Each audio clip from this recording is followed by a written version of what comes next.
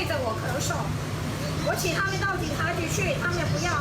白色衬衫的妇人举起手机，站在民众面前录影搜证，气冲冲地说有2个人没戴口罩，突然朝着他咳嗽，要求到警察局提告。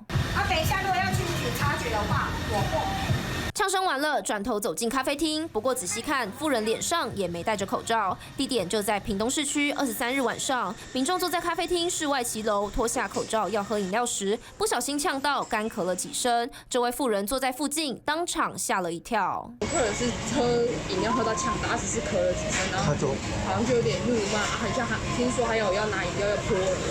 然后后来他就跑进去坐里面，然后没有戴口罩，他们里面都要戴口罩，然后就是请他，然后他就有点恼羞，他就觉得说我戴口罩怎么喝饮料什么什么的。咖啡厅骑楼的座位属于室外空间，白天也有不少人没戴口罩，不过彼此之间都有保持好社交距离。屏东卫生局也表示，如果是室内拥挤或密闭场所，尽量都要戴上口罩。不过如果是为了进食，短暂拿下，并不会有问题。如果是呛到我可以接受啦，对啦，应该也是会有影响，会有影响，就怕说会有飞沫传染。